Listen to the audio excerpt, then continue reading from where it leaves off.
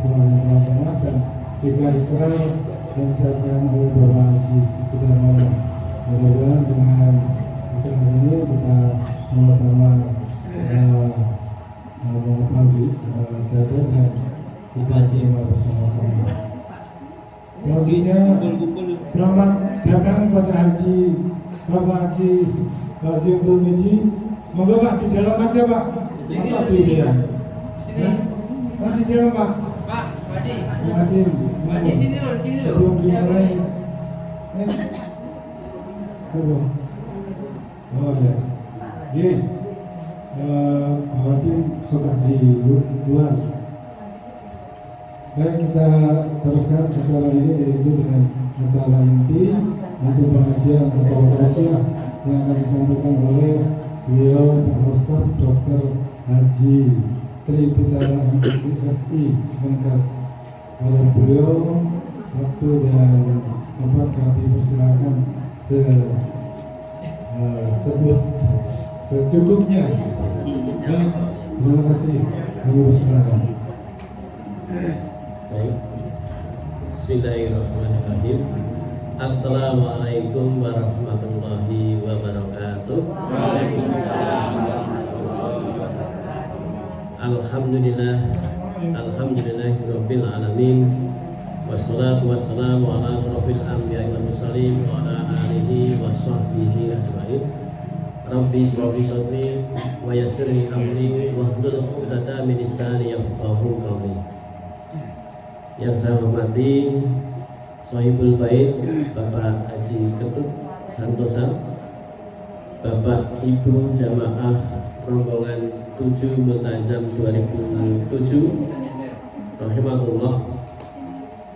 Alhamdulillah pada pagi menjelang siang ini kita bisa dihadirkan oleh Allah SWT yang sudah sekian lama Bapak Ibu tidak saling bertemu secara tatap muka, yang hari ini Allah mudahkan langkah kaki Bapak Ibu sehingga silaturahmi ini bisa bertatap muka secara langsung dan insya Allah thalabul ilmi.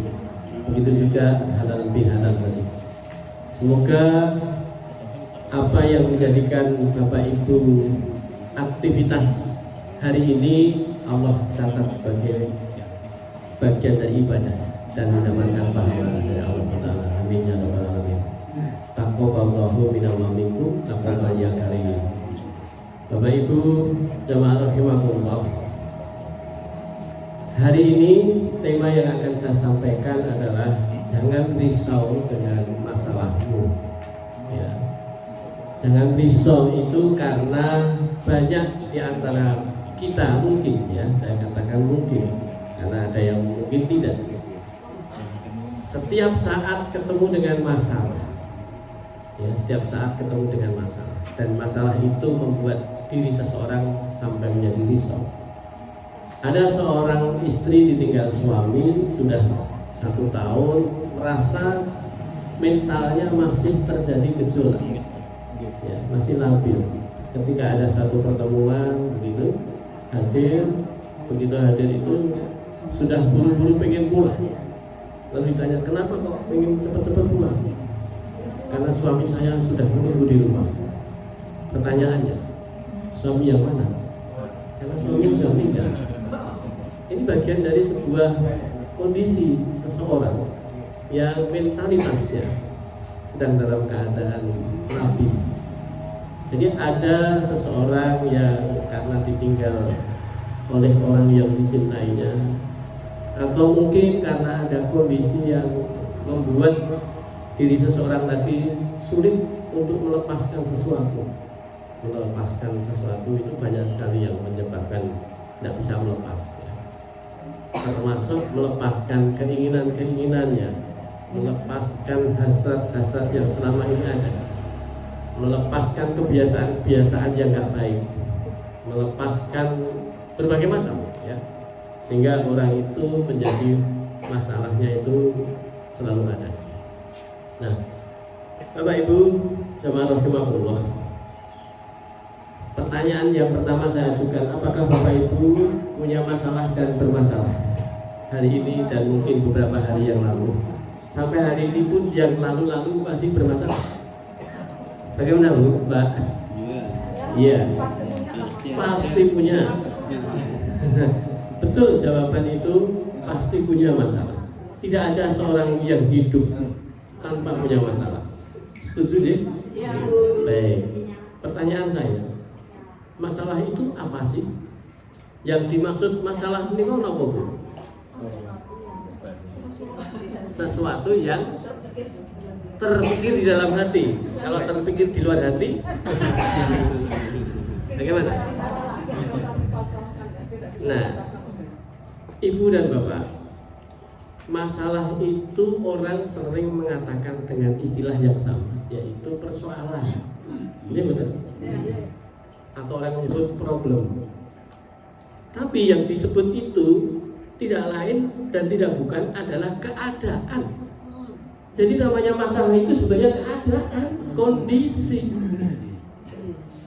Nah kalau selama orang hidup itu masih bernyawa, masih mengambil nafasnya itu, walaupun dia harus dibantu ventilator, ya dia dalam keadaan mesti ketemu dengan masalah. Betul atau tidak?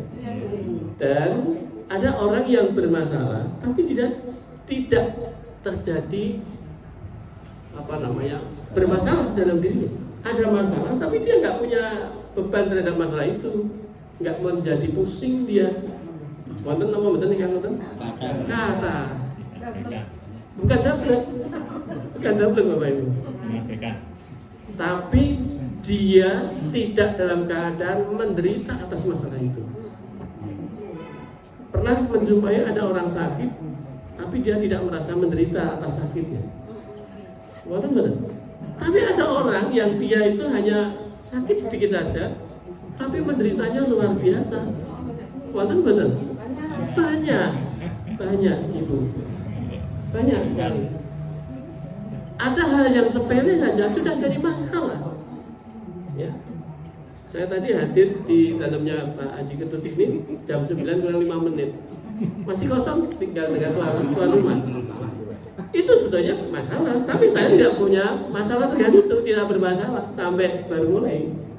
Karena di undangan kan tertulis tepat waktu gitu kan. Dan kemudian saya orangnya biasa on time. Jadi saya nggak ingin mengecewakan Bapak Ibu sekalian. Nah, sehingga dalam keadaan begitu, ya tadi antisipasinya biar nggak sampai membuat kesalahan yang saya ditunggu-tunggu Bapak Ibu ternyata belum hadir, kan jadi masalah lagi. Nah, tapi itulah yang terjadi ketika kita ini punya masalah, keadaan ini kita permasalahkan, ya kita jadi bermasalah. Nah, sekarang Bapak Ibu, pertanyaan berikutnya. Apakah Bapak Ibu berharap tidak ada masalah dalam hidup?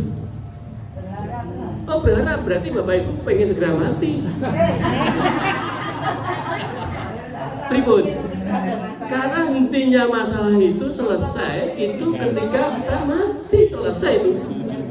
Gak akan ketemu masalah. Cuma nanti menghadapi pertanggungjawaban saat masih hidup tadi dipertanggungjawabkan. Ya akhirnya ternyata dapat masalah juga. Jadi betul. Artinya ngunduh masalah. Kalau Pak Haji Ketut tadi ngunduh pisang, sampai nggak tahu pisangnya itu sudah mateng, jatuh gitu ya. Pisangnya nondi, ternyata sudah di bawah ya itu.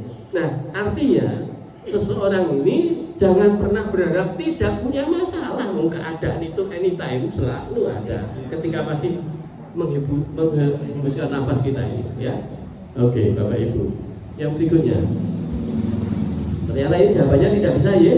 Nah sekarang pertanyaan yang berikutnya ini jawabnya, apa sebab kita bermasalah dengan masalah kita? Karena kita hidup. Karena kita hidup tuh kita punya masalah, tapi punya masalah ini kenapa kita jadi bermasalah dengan masalah itu? Kan coba ada masalah tapi aku enggak memasalahkan itu, sehingga aku tidak ada keruwetan terhadap masalah itu. Jawabannya ini cuma gampang sederhana. Jawabannya karena kita menolak masalah itu.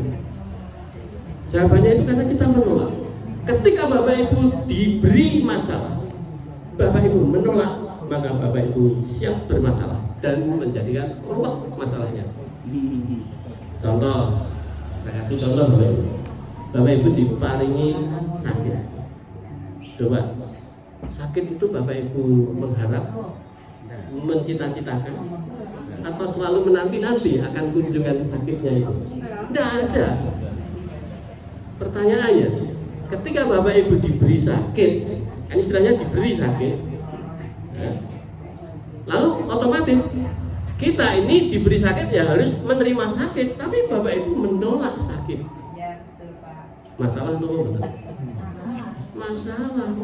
Ketika saya diukur lalu kemudian ukurannya ini terjadi kolesterolnya tinggi, loh, kok kolesterolnya tinggi kelaru alate? Data ditolak. Ini sudah masalah. Iya betul. Nah, jadi seseorang itu ketika menolak, pasti dia akan berhadapan dengan Allah mumet diri. Karena yang memberi itu siapa Bapak Ibu? Allah. Kenapa itu Allah berikan kamu tolak? Padahal kita itu cuma untuk menjadi tidak bermasalah ini syaratnya cuma satu, terima saja, acceptance, menerima. Kowe tak kayak iki, oh nggih, matur suwun, selesai. Tidak menolak. Kalau kita menolak tadi, terus yang kedua adalah menyangkal. Itu otomatis. Ketika saya menolak sesuatu, maka menyangkal alias rangakoni. Jujur apa tidak jadinya? Jadi manusia ketika dirinya itu menjadi bermasalah, karena yang pertama adalah menolak segala sesuatu pemberian Allah. Nah, tadi. Padahal kita ini tadi sukanya melekatkan terhadap hal-hal yang kita inginkan. Betul nggak? Segala hal yang kita inginkan adalah sesuatu yang harus terrealisasi sesuai dengan apa yang kuinginkan. Ketika itu kuinginkan nggak terrealisasi, aku sakit hati, aku kecewa, aku sakit di dalam diri saya, marah. Betul atau tidak? Ini yang jadi masalah Bapak Ibu. Maka kalau kita ini menjadi orang yang senantiasa terjadi seperti itu, kok kemudian kita menolak, maka kita mesti akan cari-cari bagaimana alasan untuk nggak mengakui. Bapak Ibu ada putrinya mau pengen berjodoh dengan seseorang, Bapak Ibu menolak. Mesti ketika dia nanti nikah, aku ngakoi kowe anakku. Nah, gitu aku ngakoni, betul nggak? Mengelak pasti. Begitu juga semuanya dalam kondisi itu. Yang kita di dalam keadaan apapun mesti begitu. Nah, sekarang pertanyaan saya tadi, bagaimana supaya kita tidak bermasalah saat kita dihadirkan sebuah masalah dalam hidup kita? Maka jawaban tadi sudah kita jawab, kita terima saja. Cuma masalahnya menerima itu bukan perkara gampang. Padahal rasanya tak berusaha, nggak usah mendadak melakukan kerja keras, cukup ditompo wae. Coba Bapak Ibu ini tadi ketika disuguhi daharan oleh Ibu Ketut tadi, kan nggak perlu repot-repot metik pisang kok. Gorengan pisang juga tidak perlu Bapak Ibu repot-repot goreng. Ngerti-ngerti sudah terima saja. Menompo kok angel. Betul atau tidak? Loh, hidup itu kan gitu Bapak Ibu. Nah, sekarang Bapak Ibu, ini ada satu quote yang saya sampaikan. Setiap hari kalau Bapak Ibu ingin quote bisa nyatat nomor saya. Nanti kalau lihat status saya mesti dapat quote semacam ini, bisa lihat sini. Salah satunya, ini saya sampaikan ya. Jika kita berkeinginan menjadi orang baik, Bapak Ibu pengen semuanya jadi orang baik, betul? Insya Allah ingin orang baik dan menjadi lebih baik lagi. Nah, sudah haji, ingin hajinya mabrur, continue istiqomah, ya, maka siap-siaplah menghadapi ujian atau cobaan dari Allah. Benar sahabat? Pengen jadi orang apik mesti diuji. Nah, Allah itu memberi ujian itu sesuai dengan kemampuan kita. Nah, dan sesuai dengan kebiasaan yang dikerjakan selama ini. Bapak Ibu, kebiasaan itu nopo. Allah tak pernah memberikan ujian, cobaan, pembebanan. Itu semua di luar kebiasaan kita. Loh, Pak Tri kok bisa bicara gitu? Oh, ini hasil empirik, hasil sebuah pengalaman yang saya catat dalam kehidupan itu. Ya, kebetulan saya itu sering untuk belajar tentang behavior, perilaku. Termasuk disertasi saya kan perilaku ya. Sehingga kebiasaan-kebiasaan itu saya catat, saya tulis dalam buku, saya tulis dalam jurnal gitu ya. Itu dalam bentuknya salah satunya. Nah, dari hasil itu perenungan yang mendalam, akhirnya saya menelurkan sebuah persoalan ini dengan teori ini. Yang namanya segala hal yang Allah berikan itu kaitannya dengan Quran surat Al-Baqarah 286. Itu nyambungnya di sini persoalan yang saya sebut ini. Allah selalu menjadikan manusia itu diberi beban yang namanya ujian. Maka ujian itu Allah nggak akan membebani ketika Allah itu melihat, oh ini hambaku nggak punya kemampuan, nggak punya kapasitas seperti itu. Nggak di situ, nggak tak kasih. Tapi kalau ini hambaku sudah dalam kondisi kebiasaan begitu, ada siswa kasih ujian. Guru itu ketika ngasih soal ujian pada anaknya, anak didiknya itu, maka dia memberikan bagaimana saat dia kasih pelajaran itu, betul nggak? Sudah dibiasakan, sudah dilatih. Saya tak kayak lembar ujian. Jadi dari situ, coba dikasih ujian yang lain dari orang lain, kelas lain yang beda stratanya. Oh, nggak bisa. Yang namanya Allah lebih bijaksana dalam memberikan ujian-ujian. Dan ketika soal itu dibagikan, ini guru mesti sudah buat jawabannya, kuncinya. Begitu juga Allah ketika memberikan lembar jawab soal ini, jawabannya kuncinya sudah dikasih, sudah ada, dan sudah diberikan pada orang itu. Cuman dia itu dong orang. Nah, masalahnya di sini. Nah, sekarang ini Bapak Ibu, kebiasaan-kebiasaan yang terjadi pada diri kita itu ada dua. Ada kebiasaan baik, ada kebiasaan buruk. Tak ngerti ya? Manusia itu ada dua potensi di dalam diri manusia yang Allah berikan di dalam Quran, ya. Di situ itu fa'alhamaha fujuraha wa taqwaha. Jadi Allah mengilhamkan pada jiwa manusia itu jiwa yang berpotensi untuk fujur, berbuat fasik, berbuat jahat, berbuat kriminal, menganiaya, ya. Dolim itu. Itu cikal bakal gawane potensinya memang begitu. Yang kedua adalah takwa, berkemampuan potensi untuk takwa, taat. Nah, sekarang manusia ini diberikan kebebasan, tapi sudah dikasih buku petunjuk. Biar milih di tandang ngono uripmu kan gitu. Maka kalau orang itu kemudian mengembangkan potensi yang ada di dalam fujur, maka dia selalu berperilaku, berbuat hal-hal yang merusak dirinya, merusak orang lain, merusak kehidupan di dalam alam semesta ini. Betul atau betul? Itu. Tapi ada orang yang taat, apa yang Allah perintahkan, apa yang Allah larang, udah dia taati.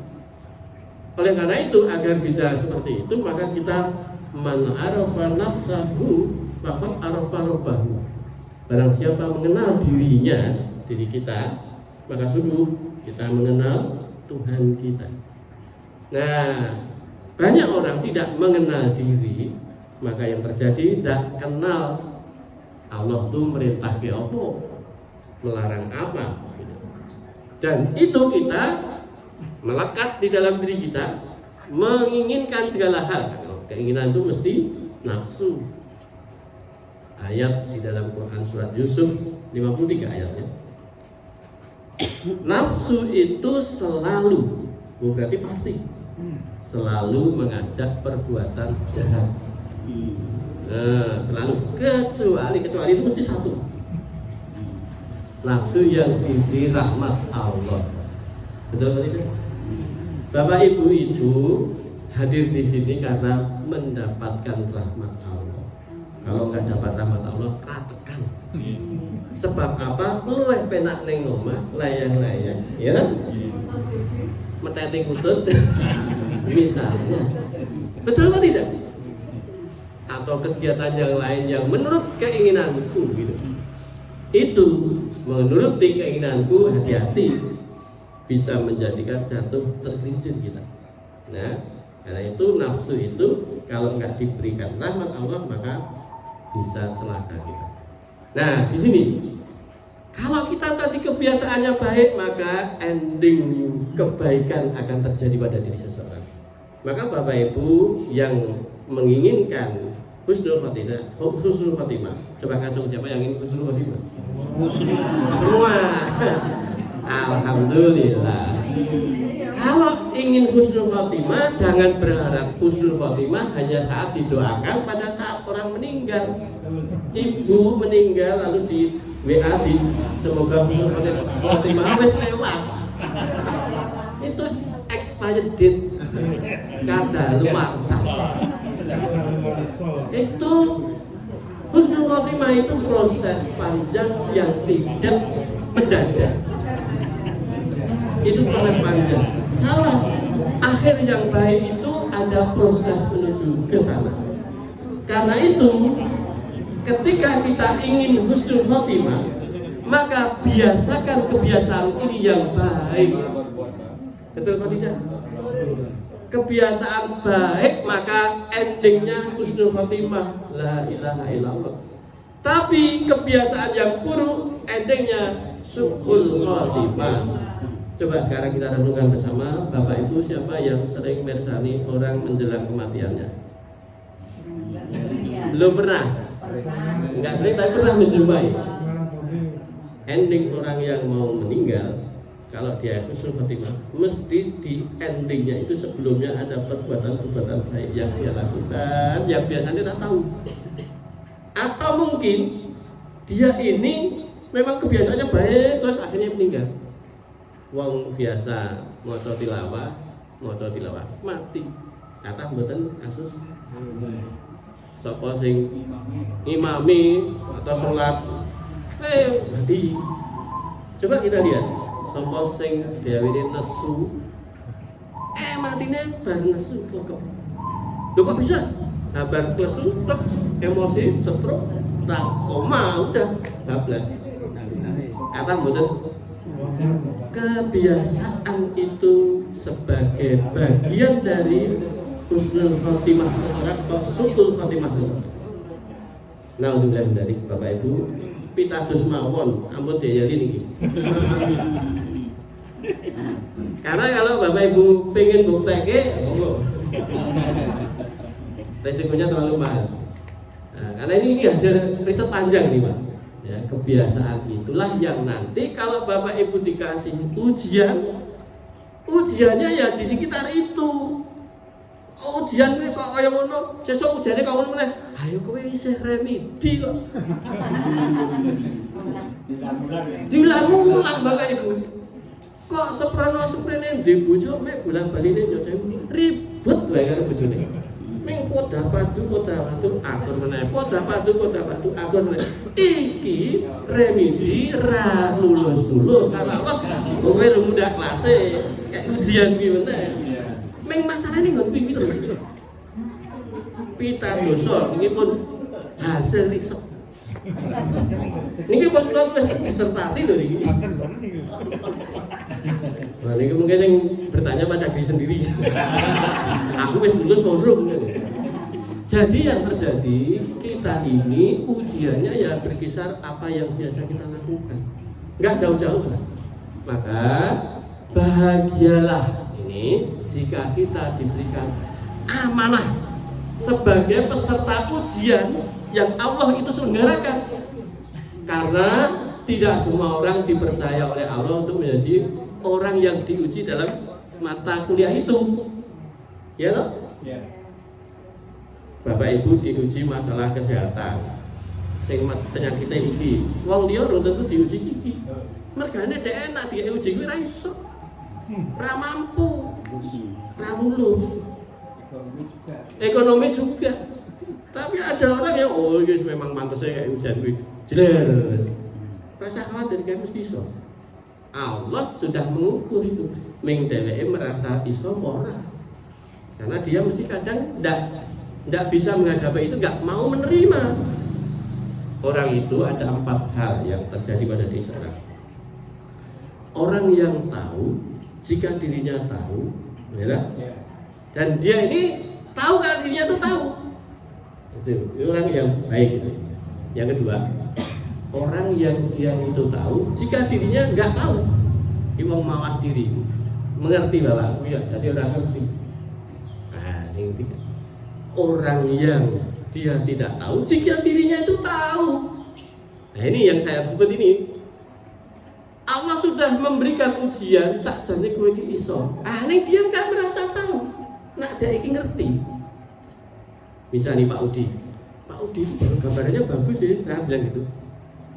Pak Udi bilang ke saya, oh Pak Udi ngenyek. Karena beliau nggak sadar, nggak tahu kalau gambarannya itu bagus. Terus dikiranya yang ngelok gitu ngenyek gitu kan. Betul nggak? Karena dia nggak tahu, betul nggak tahu. Nah, yang ini orang yang kayak gini mesake. Yang keempat, ini orang yang paling celaka dan sangat menderita kehidupannya. Orang yang tidak tahu jika dirinya nggak tahu. Wis ra ngerti, ning ora ngerti juga, kena daerah ngerti. Ini yang paling rusak di bumi ini. Kalau dibanding kita jangan sampai di area itu. Betul atau tidak? Nah, sekarang ini Bapak Ibu, makanya kemudian kita ini perlu sadar gini. Ingatlah bahwa materi ujian itu tidak selalu yang tidak menyenangkan. Loh, ujian itu bukan sing angel-angel tok. Ujian itu omong gampang tok.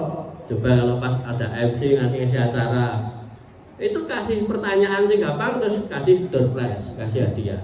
Gampang tuh pertanyaan. Sing gampang-gampang ngomongin udah iso meng cepet-cepetan kadang. Betul atau tidak? Nah, tapi ada juga materi ujian yang menyenangkan banyak membuat kita justru raiso gagal. Hal-hal gampang we raiso. Sering gak waktu bisa terjadi. Ya, jadi kita kadang kayak materi sulit iso enggak orang. Kayak pertanyaan sepele mak plekenyu raiso. Hal sepele. Itu tadi Bapak Ibu kan sudah ditanya tadi. Bapak Ibu punya masalah nggak? Punya. Saya tanya. Loh masalah itu apa? Bingung. What is the meaning of problem? Apa itu yang disebut masalah? Bingung. Padahal itu hal yang sepele. Coba kita lanjutkan Bapak Ibu. Ini hukum pembebanan. Ya, teori pembebanan ini referensinya dari Quran surat yang saya tadi sebutkan. Al-Baqarah 286. La yukallifullahu nafsan illa wus'aha laha ma kasabat wa 'alaiha ma iktasabat. Nah, kalau dilanjutkan nanti jadi doa yang sering kita panjatkan. Rabbana la Rabbana la tu'akhidna in nasina aw akhtana. Rabbana wa la tahmil 'alaina isran kama hamaltahu 'alal ladzina min qablina. Rabbana wa la tuhammilna ma la taqata lana bihi. Wa'fu 'anna waghfir lana warhamna anta maulana fansurna 'alal qaumil kafirin. Itu doa luar biasa Bapak Ibu. Karena kita seringnya hilaf.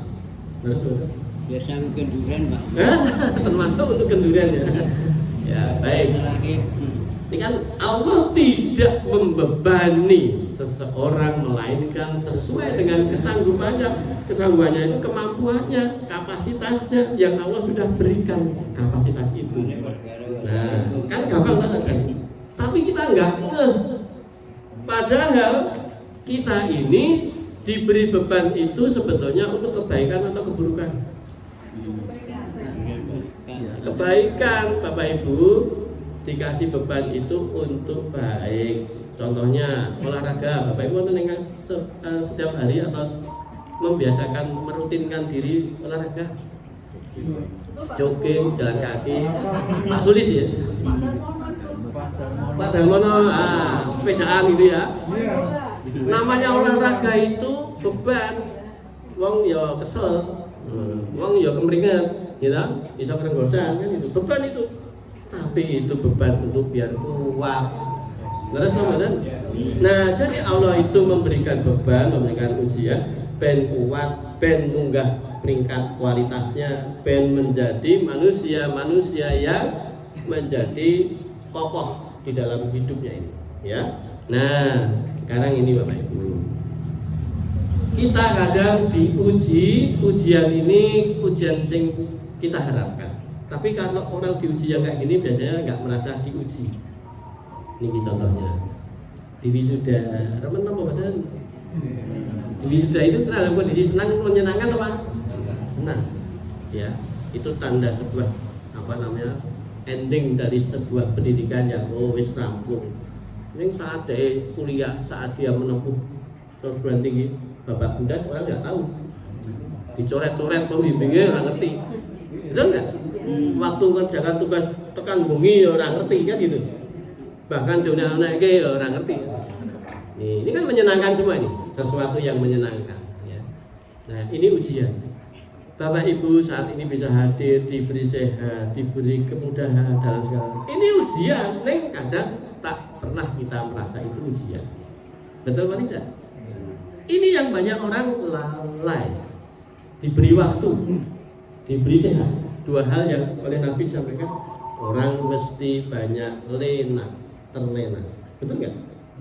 Dua hal yang orang itu tidak mampu untuk mensyukuri atas nikmat Allah, dua hal. Mesti orang gagal. Nikmat sehat, nikmat waktu, diberi waktu. Orang krasa nak dikei waktu. Tidak digunakan.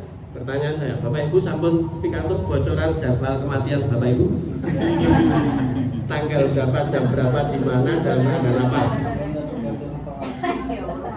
Oh, dari acara bocoran loh. Angge sami. Jadi tidak tahunya inilah kadang orang ketika biasa-biasanya elek, oh mak lekep. Nauzubillahi min dzalik. Betul tidak? Karena itu kebiasaan-kebiasaan buruk. Ini yang namanya sebetulnya ujian. Dia orang ngerti nak bikin ujian. Karena itu dia hubungannya kesenangan. Ingat 3K. 3K itu yang kita sering kejar-kejar dan kita banting tulang untuk mencari 3K. K yang pertama kesenangan. Siapa yang tidak pernah mengejar kesenangan? Selalu yang dicari kesenangan. Kowe kok udah aku golek seneng. Aku nak ora udah ki rasa mikir. Hati-hati kalimat ini. Ini kalimat syirik. Kenapa sebenarnya? Aku ini nak ora udah. Aku ini dan pikirannya bundet ya. Oh berarti sing marai ora bundet ki rokok. Nah ini udah meninggalkan Allah. Sirik tahu ya? Betul atau tidak? Nah, dia sepele loh, tapi sudah langsung tindakannya sirik kita, ucapannya, pikiran kita, pendapat kita. Hati-hati. Kemudian lagi. Yang kedua adalah setelah kesenangan, kenyamanan. Nah, kalau ibu mengejar apapun yang dia kejar adalah kenyamanan. Maka zona nyaman itu paling sulit untuk orang pindah dari situ. Wes penak. Maka orang untuk ada di area zona nyaman kon agak sulit sedikit wegah. Mbak kowe mbak sekolah awak. Kowe mbak ini awak gas. Karena sudah zona nyaman. Ya. Yang ketiga, kenikmatan. Terus apa tadi? Mencari kenikmatan harganya berapapun dibayar, padahal itu mencelakakan. Kata betul sih mas ini banyak. Nah di situ hati-hati gagal. Ini hal-hal ujian itu banyak di situ orang banyak gagal. Dan di situ remedi tiada henti, ya di situ. Nah sekarang Bapak Ibu yang ini berbahagialah saat terpilih untuk diuji. Dan ujian ini bukan ujian main-main. Kalau orang itu ujian dalam keadaan yang tidak menyenangkan, saya yakin orang akan menghindar. Maka nikmat Allah itu ada dua Bapak Ibu. Nikmat Allah yang dia terima adalah sesuatu yang memang dia kehendaki. Mau wisuda itu nikmat Allah yang Dia kehendaki, betul nggak? Allah ridho dan terjadi, maka terjadilah dia nikmat yang sesuai yang diharapkan. Nah, tetapi ada kedua, nikmat Allah yang orang lain yang menerima itu atau setiap orang yang menerima itu, sebagian besar orang menolak nikmat itu. Nikmat apa itu? Nikmat ini. Nah, Nikmat sakit nikmat. nah iya. Bapak Ibu, saya tujuannya sekarang ilmu medis dulu. Allah memberikan rangsang nyeri. Nyeri itu fungsinya adalah agar seseorang terjadi adanya tahu bahwa ada bagian tubuhnya yang mengalami gangguan. Allah memberikan reseptor di dalam tubuh ini, ada reseptor nyeri namanya, sensor. Ya. Coba Bapak Ibu kalau keselomot rokok atau api, tangan itu langsung jegret, narik diri tuh. Coba kalau itu tidak ada rasanya, nyeri nggak ada, keselomot, bablas kobong Pak, tidak tahu, betul nggak? Nah, jadi nyeri, sakit dan seterusnya adalah bagian dari early warning system. Nah, Pak Sulis ini paham betul early warning system (EWS) dalam sistem gunung api, makarya dia. Kenapa? Kalau nggak dikasih itu ketik-ketik jeblok, nggak tahu. Paham? Nah, dan disinilah maka seseorang itu sakit itu ada manfaatnya luar biasa. Nah, yang di luar itu, di luar medis, ya. Sakit itu adalah bagian dari cara Allah memberikan sebuah kemudahan seseorang untuk bersih dari dosanya. Nah, kalau ibu punya banyak dosa, ngikis, ngilangi paling gampang bonusnya untuk Sakit. habis-habisan pahala ini ditok kayak Gusti Allah itu digantikan yang dosa-dosa tadi lewat sakit. Sakit itu ketika Bapak Ibu sabar. Nah, ini obral Allah untuk mendelete sebuah dosa yang kita punya. Nah, di delete itu artinya tidak ada bekasnya. Pengen betul di delete Allah. Nah, gurine iki lho Pak sing bener-bener aduh. Ya itu. Bapak Ibu. Orang yang diberi sakit sesungguhnya dia itu dicintai Allah. Kenapa kok dicintai Allah? Mergane nak awake dhewe iki kaya sehat terus, awake dhewe oke le kebablasan le kleru. Gleleng, cengenge santai lali umure gitu. Lali kondisine, lali segalanya. Lali dalan kembali ke Allah. Padahal hidup ini innalillahi wa inna ilaihi raji'un. Dari Allah kembalinya ke Allah. Apa kita ya? Perjalanan. Nah, ini bahaya. Maka kasih sakit. Bahwa sakit itu membuat kita cerdas dan kita menjadi belajar bersyukur lewat sakit. Bapak Ibu dengkulnya tiap hari itu jalan itu biasa saja. Rakroso betapa dengkul ini sesuatu yang menjadi nyaman untuk bergerak ini sesuatunya sulit untuk bisa terjadi kalau dalam kondisi yang ternyata Bapak Ibu asam uratnya ngumpul di sini. Betul nggak? Jika itu ternyata sehat ki larang regane. Sehat niku murah, sing larang obate ben sehat. Nggih betul? Allah berikan sehat itu murah. Ning awake dhewe sok ngrusak, sok orang merasa syukur. Nah, itu rasa menerima. Terima kasih Allah. Nah, banyak nih. Kita itu jadi tambah pinter mergo loro. Sing paling kita harus pahami bersama. Dikai loro iki cedak karo mati. Bapak Ibu ketika sakit, waduh mati aku. Betul kan? Wong mati ki ora mesti mergo lara. Tabrak mobil mati, wong turuwe bablas ra tangi. Dia nggak pernah sakit. Loh, kemarin saya itu di UMD itu salah satu cleaning service-nya itu nggak ngapa-ngapain, nggak sakit.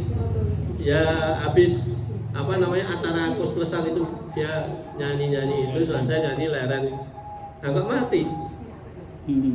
Itu kan selesai. Keluarganya ditanya dari mana, nggak pernah sakit, nggak pernah mengeluh sakit, nggak pernah ada. Loh, dok kaget, betul nggak? Itu.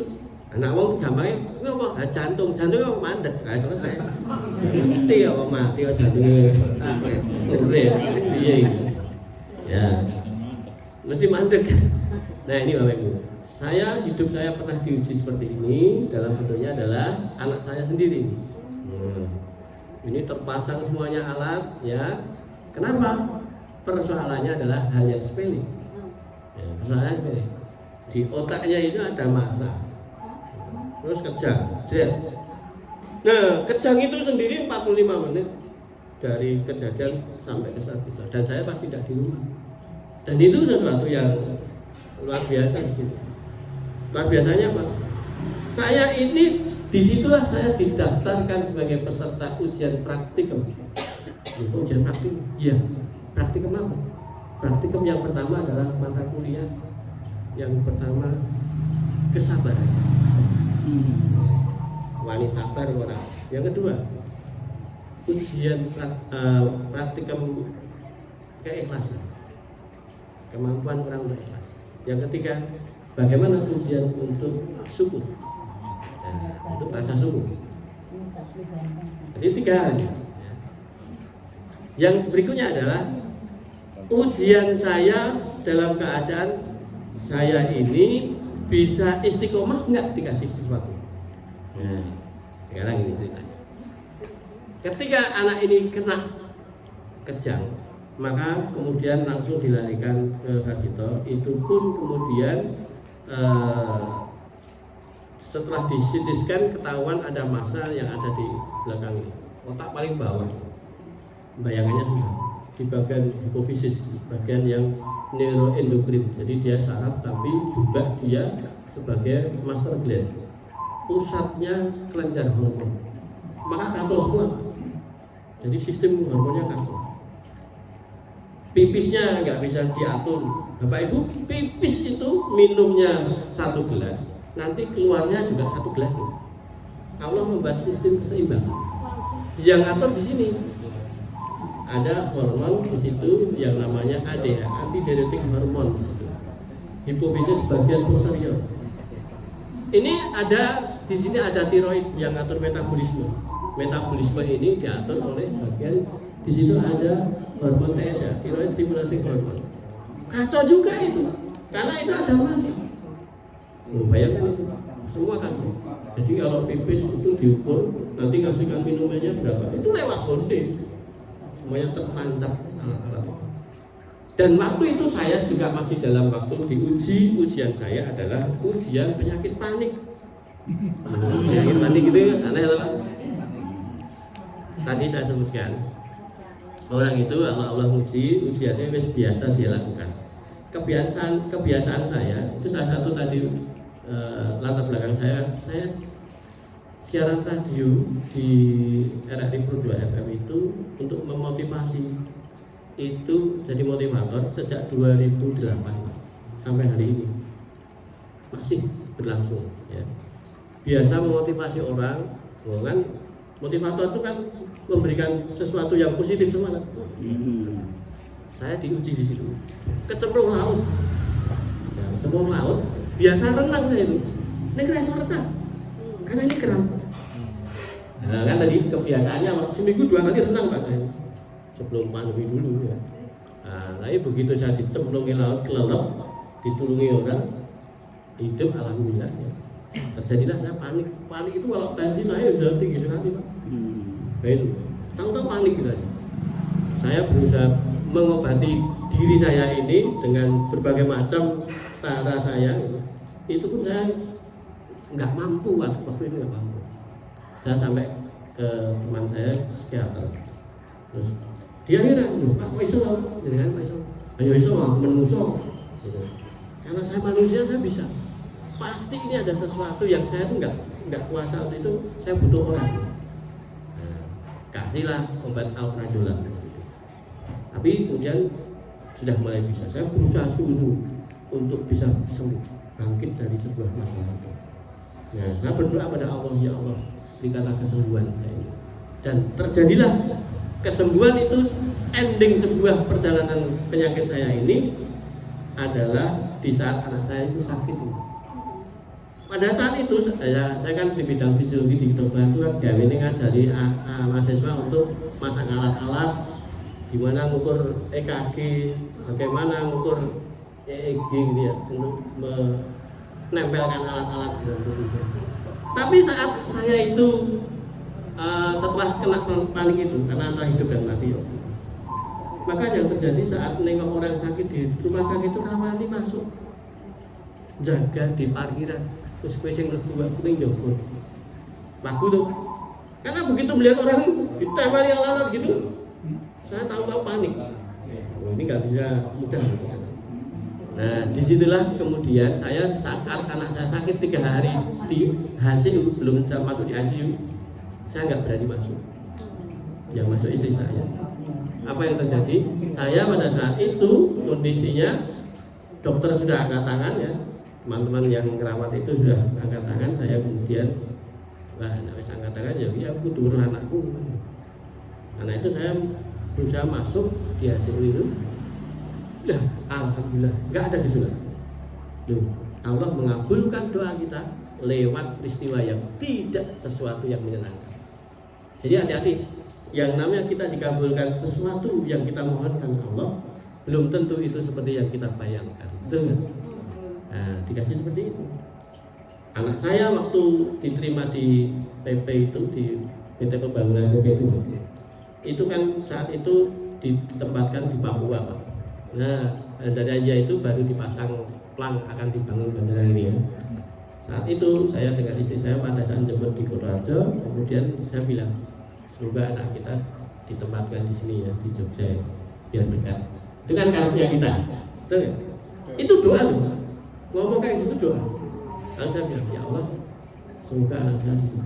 Padahal itu SK untuk penempatannya sudah cetok di Merauke, Papua. Jelas toh? Kan ini doanya kan ngoyo-ngoyo. Wong wis cetok didongake wae gitu. Jadi kita doa itu memang doalah yang baik. Maka di situ.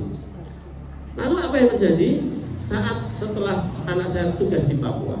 Nah, berjalan, doa saya dikabulkan lewat apa? Anak saya ini sakit begini, kakaknya itu dikabari kemudian pulang, langsung pulang. Nah, pulang itu salah satunya adalah minta untuk bisa dipindah ke Jogja.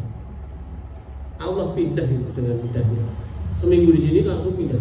Gara-gara sakit, Pak. Gara-gara adanya sakit.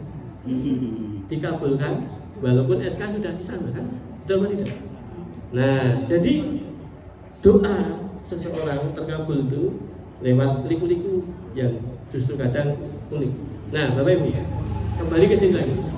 Ini penyakit yang bukan mudah. Karena teman-teman dokter yang rawat itu, yang dia itu mengatakan sampai ini. Ini nanti kalau suatu ketika anak ini sembuh, ya nanti harus bisa menata diri, nggak usah dipikirkan nanti kuliahnya dilanjutkan apa tidak. Karena belum tentu bisa sembuh seperti sedia kala. Itu kan medis loh, dan itu kan logis, ilmiah, terukur sesuai dengan empirik yang ada. Ya. Nah sekarang urusannya apa? Ini nggak cukup di Sarjito, karena Sarjito nggak mampu mengambil masa itu. Nah, apa yang harus dilakukan? Saya oleh Allah sudah dimampukan lewat kapasitas saya punya link. Ada mahasiswa saya sudah jadi spesialis bedah saraf yang tidak lain adalah sesuatu yang langka ahlinya di Indonesia. Apa itu? Di Sutomo, di Surabaya. Nah, disitulah kemudian saya waktu masih di Sarjito, WA-an itu nyambung langsung. Sudah dibawa ke Sutomo saja. Apa namanya nanti saya tangani. Wah, ini masih terkapar tak berdaya, sadar aja tidak.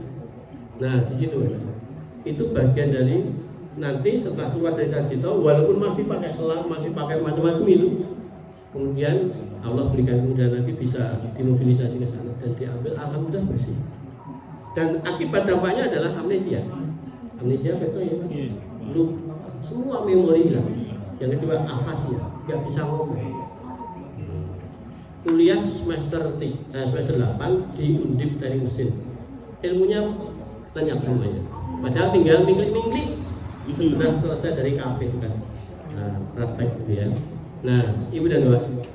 Tapi ya itu tadi, Ini pada saat satu hari mau pulang. Ini paginya saya foto karena ini sudah posisi dilepas terakhir tominya nih, ventilatornya ini langsung. Karena mas ini bisa berbahaya kalau kelamaan bisa infeksi.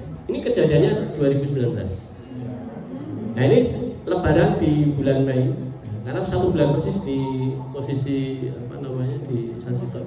Keluar langsung puasa 1 bulan di rumah dalam keadaannya itu langsung hari Lebaran ketemu dokternya di Jogja ini, pulang orang Jogja. Nah ini pada saat di Sutomo mengantarkan anak untuk posisi masuk ruangan di bedah. Ini spesial karena saya dokternya adalah mahasiswa saya dulu, maka saya pilih masuk. Ya. Yang lain nggak bisa masuk, ini kan steril dan terisolir.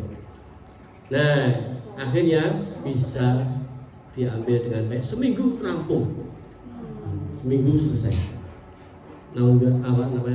Betapa luar biasanya Allah memberikan pertolongan itu, yang tidak lain adalah satu peristiwa yang kita harus sadari. Ini yang singkat nih, 4 April masuk Sansito, 4 Mei keluar, 1 bulan persis, dan itu langsung puasa 5 Mei. Ya. Nah tanggal 11 ini masih Lebaran, saya langsung kasih oleh-oleh langsung ke sana, bisa ke Sutomo, Surabaya. Nah tapi Bapak Ibu, sebelumnya ini yang terjadi saat anak ini kemudian selesai dari Sutomo, apa yang terjadi berikutnya adalah anak saya ini nggak bisa apa-apa, dimulai dari bayi lahir. Bayangkan Bapak Ibu, mahasiswa semester 8, stase kehidupannya kembali ke bayi lahir. Pipis, diajari pipis, karena harus pakai pampers waktu itu. Iya, nggak bisa pipis Pak, toilet-toilet gitu Pak Udi. Posisi yang berikutnya, kenal orang tuanya kuliah. Nah, karena amnesia itu nggak kenal. Jadi ini siapa dan bagaimana? Mengenal lingkungan, buka pintu aja, diresepi kunci aja nggak bisa. Ya, dulu berdiri duduk itu aja latihan. Ini tadi gambar ini posisi pertama kali bisa beranjak dari berbaring. Dan ini terjadi lubang di sini nih, karena tidur di ICU cukup lama, 3 minggu. Nah, jadi posisi seperti itu, saya waktu itu keadaannya nggak membayangkan anak saya itu nanti sembuh apa enggak. Doa saya cuma satu waktu di saat itu. Ya Allah, berikanlah kesempatan anak saya untuk menjadi anak saleh. Saya tidak berdoa, ya Allah sembuhkan anak saya. Karena itu doa saya nggak cukup hanya untuk kalau saya, ya Allah berikan kesempatan anak saya menjadi anak yang lebih soleh. Artinya posisi anak ini kalau seperti itu berarti kan hidup loh. Nah, diberi kesempatan hidup. Tapi kalau sehat ya kurang tinggu. Pokoknya ini naik. Begitu saya kondisinya yang terjadi saat ini pulang kayak gini, ini pulang ke rumah masih bawa pakai ambulan Pak pulangnya. Kayak orang kena Covid. Di rumah pakai tempat tidur khusus rumah sakit, masih sedia oksigen, jaga-jaga gitu. Nah, apa yang terjadi berikutnya? Disitulah saya kemudian berdoanya, saya upgrade berikutnya. Ya Allah, berikanlah anak saya untuk bisa selesai kuliah. Nah, saat saya doa itu istri saya terbengong dan kaget, tanya saya, Mas, anak ini belum iso apa-apa, saya nganggo selang, gitu kan? Tok dongane bisa selesai kuliah. Saya bilang begitu itu pada saat berdoa itu, istri saya bertanya, saya ya orang doa kan tidak boleh kita batasi. Allah itu mempersilahkan kita doalah padaku, mintalah padaku, aku kabulkan gitu. Saya pegang kalimat Allah ini, namanya Allah sudah berjanji, mintalah padaku, aku kabulkan. Nah, terus Pak. Jadi kalau kita ini seperti itu, bukan dongone nggih mongso. Istri saya belum paham waktu itu. Ya, baru sadarnya setelah berikutnya. Nah, akhirnya penjelasan gitu, terus kemudian ya aku manut ya Mas. Jadi saya itu sampai ngeblank sering sekali karena punya anak kayak gitu tuh bisa shock gitu. Nah, yang berikutnya adalah kondisi yang seperti itu, Allah kemudian berangsur-angsur sedikit-sedikit itu memberikan sebuah peristiwa yang sangat monumental. Saya kembali saya back di sini ya Pak. Ini adalah tadi praktikum rasa syukur yang saya harus ikuti. Tidak bisa apa-apa, ya. Terus kemudian dimasuki sonde dengan air susu, lalu kemudian air susunya keluar lagi, ditolak. Lalu berikutnya ada berita hari kedua, alhamdulillah ini sudah bisa dimasuki air susu. Alhamdulillah. Perkara susu bisa mlebu ning weteng bukan perkara gampang, Bu. Bapak Ibu ngunjuk ngeten iki ngagem mulut. Itu luar biasa. Untuk bisa ngunjuk seperti itu prosesnya ora gampang. Maka itu harus pakai selang kalau ini. Betul apa tidak? Rasa syukur Rabbi ayyi ala rabbikum tukadziba. Bayangkan itu.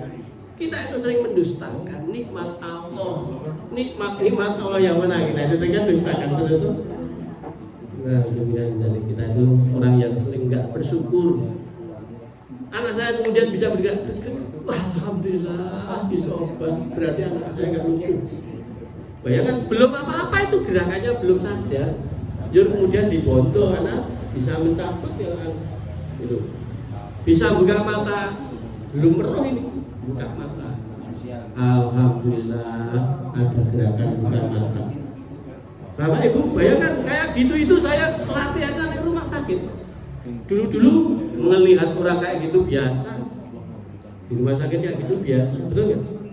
Nah, disitulah saya diberi praktikum langsung di situ. Dan pada saat kondisi itu, saya waktu itu diuji dengan keikhlasan. Waktu dokter angkat tangan, BSB. Nah, dokter yang angkat tangan di rumah RB. Ya sudah kan, tawakal, ujian ketawakalan, keikhlasan kita kepada Allah. Betul nggak? Itu sudah pikirannya, mulai makamnya tinggi, pikiran di sini sudah ada. Kenapa? Karena sudah harus siap. Nah, karena itu posisi yang demikian ini kemudian kita itu istiqomah enggak untuk menjalani proses. Di saat itu saya tetap siaran radio Pak. Ini yang agak orang lain nggak tahu ya. iPhone Pak, iPhone. Jadi di rumah sakit saya nunggu di ICU itu di waktu itu. Saya tiap malam itu tetap siaran, memberi motivasi orang. Padahal saya ini dalam keadaan jatuh, betul nggak? Itu, tapi saya Bismillah saya akan lakukan ini terus. Orang RRI nggak ada yang tahu kalau ini anak saya sakit, nggak ada. Baru saat mau ke Sutomo ini, saya minta doa, mohon didoakan anak saya mau operasi. Nah, baru kaget. Selama ini berarti ya kan ya sakit. Iya, saya nggak cerita. Nah, disitulah Bapak Ibu, ketika itulah setelah proses berjalan, saya mencoba bagaimana recovery anak saya ini supaya bisa kembali baik. Ya ini cita-cita pada saat itu berharap mintanya Allah. Nah, yang terjadi saat bulan 2019 bulan November itu anak saya kan masih cuti itu waktu itu. Gimana kalau nanti mau cuti atau mau aktif kan? Kalau aktif anaknya belum bisa apa-apa. Dari SD belum mencapai SD ilmunya. Loh, kenapa belum mencapai SD? Nah, mau coba iso. Biar baju ini warnanya nggak tahu warnanya. Ngajari warna. Tuh, ngajari moco. Sudah bisa baca Quran, sudah khatam itu aja, mulai sekolah diajari Iqra. Bayangkan ini. Itu ngajari ngomong Pak nggak bisa mudah. Ya, kita bisa ngomong gampang ini karena sehat. Tapi kalau orang afasia nggak bisa. Afasia itu nggak bisa ngomong. Datanya nggak ada di sini. Gitu. Nah, coba yang berikutnya. Terus kemudian di drill begitu. Baru belajar ngomong, belajar ngitung itu urutan 1 sampai 100 itu belum iso. Baru sampai 50. Kemudian saya menghadap ke Undip dan dosennya alhamdulillah luar biasa, mendukung sekali. Udah Pak, dimasukkan saja, nggak apa-apa. Kita bantu nanti, dibantu nanti dikondisikan bahwa ini anak ini sedang dalam proses recovery. Dalam keadaan begitu, ya udah, saya masukkan aja. Coba bayangkan, ketika hal seperti itu ada orang yang di lingkungan kami, ada yang nyetok ngomong gini, wah anak ngomong kok ini saya harus dikuliahin. Biokronologi itu ngomongnya sesuatu hal yang logis loh juga. Logis, benar, dan itu secara bukti dan fakta ilmiah. Tapi hati-hati, orang yang ngomong benar itu belum tentu benar. Betul ya? Benar. Maka Bapak Ibu gini, kita orangnya gemuk, dikatakan oleh orang lain gemuk, tersinggung nggak? Iya. Benar nggak? Ya ngomongnya benar, gue ini kelompok nama kamu. Aku ya lemah, aku ya tersinggung aja ngomongin ilmu. Ya betul. Kayak gitu. Alhamdulillah saya itu oleh Allah dibuat sesuatu yang gak gampang mudah kayak gitu. Yang namanya yang ambisi kan Bapak Ibu ini ambisi anak pengen jadi sarjana kabeh. Begitu kan saya waktu istri saya menyampaikan ke saya begitu, nggak perlu nada tersinggung. Itu persepsi dia, pola pikir dia seperti itu, levelnya masih ilmiah.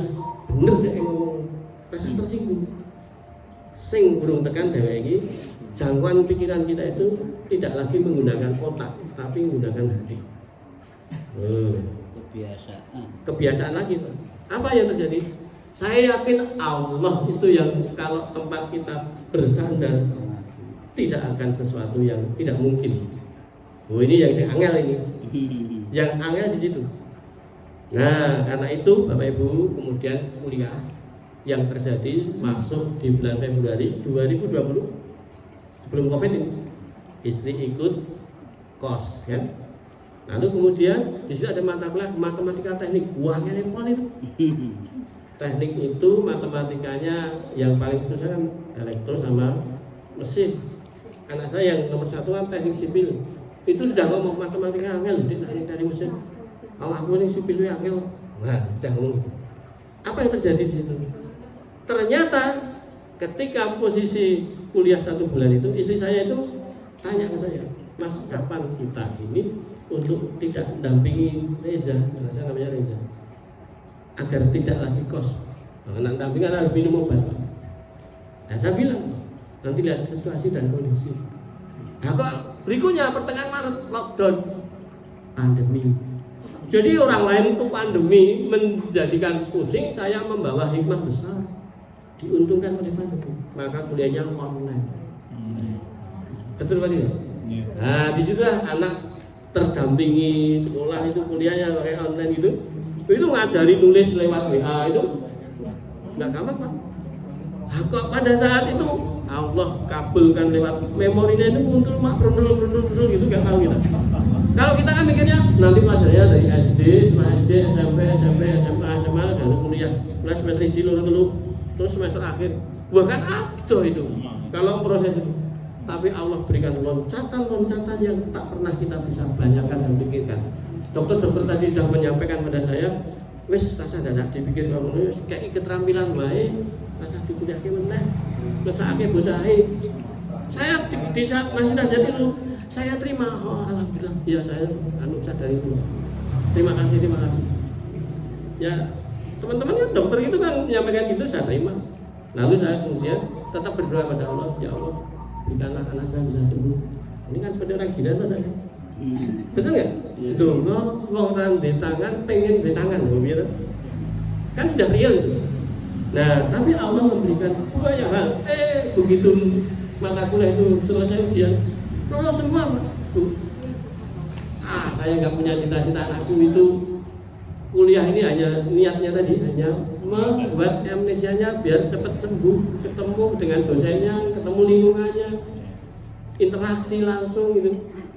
Nah, nilainya A, B, lalu C-nya 2, lulus kabeh.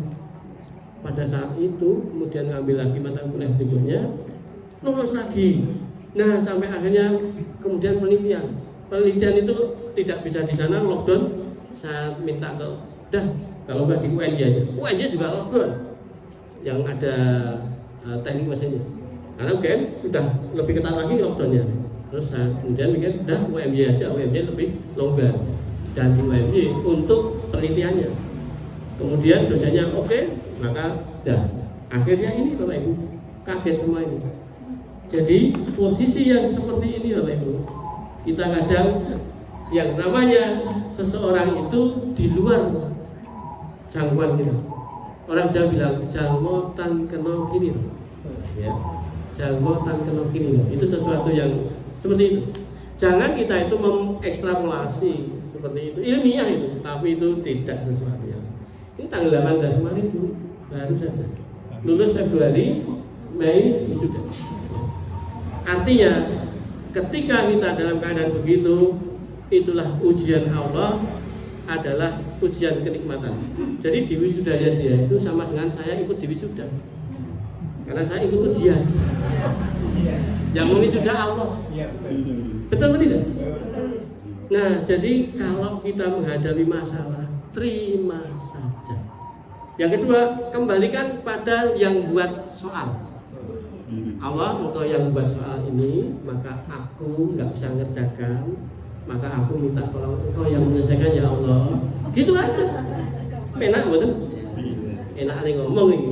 Ini ngomong ini perlu ujian betul-betul.